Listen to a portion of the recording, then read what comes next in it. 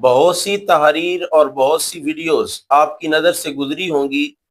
جن کا مقصد یہ ہے کہ معاذ اللہ قربانی ایک فضول عمل ہے، اور وہ مال جس سے قربانی کی جا رہی ہے وہ دیگر کئی طریقوں سے غرباء و مساکین تک پہنچا دینا بہتر ہے۔ اب جاننا یہ ہے کہ کیا ان ایام میں قربانی کرنا زیادہ افضل ہے، یا وہ مال جس سے قربانی کی جا رہی ہے وہ دیگر طریقوں سے غرباء و مساکین تک پہنچا دینا بہتر ہے۔ تو آئیے حدیث مبارکہ سنتے ہیں۔ جامع ترمذی، سنن ابو داؤد اور سنن ماجہ کی روایت، ام المومنین سیدہ عائشہ صدیقہ رضی اللہ تعالیٰ عنہ روایت کی راویہ ہیں۔ وہ فرماتی ہیں کریم آقا علیہ الصلوۃ والسلام نے ارشاد فرمایا، یوم نحر یعنی ماہ ذی الحج کی 10 تاریخ کو ابن آدم کا کوئی عمل بھی خون بہانے یعنی قربانی کرنے سے زیادہ اللہ رب العزت کے ہاں پیارا نہیں۔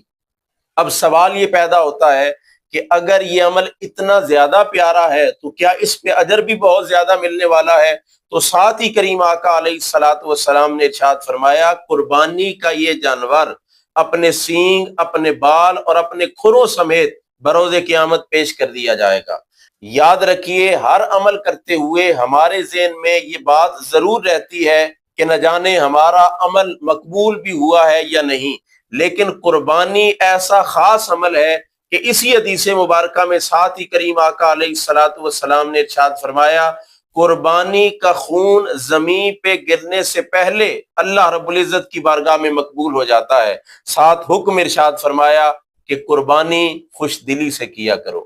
اب جب اس عمل کی اتنی زیادہ فضیلت، اتنی زیادہ اہمیت ہے، تو ساتھ ہی آقا کریم علیہ الصلوۃ والسلام نے حکم ارشاد فرمایا کہ قربانی خوش دلی سے کیا کرو۔ لہذا سوشل میڈیا پہ گردش کرنے والی تحریر، ویڈیوز کو نظر انداز کرتے ہوئے کریم آقا علیہ الصلوۃ والسلام کے فرمان عالی شان پہ عمل کرتے ہوئے مجھے اور آپ کو چاہیے کہ جس پہ قربانی واجب ہے وہ ان ایام میں قربانی کرے، تاکہ یہ جانور بروز قیامت اس کے سامنے پیش بھی کر دیا جائے، اور قربانی کا خون زمین پہ گرنے سے پہلے اس کی اس عبادت کو اللہ رب العزت کے ہاں مقبول بھی کر لیا جائے۔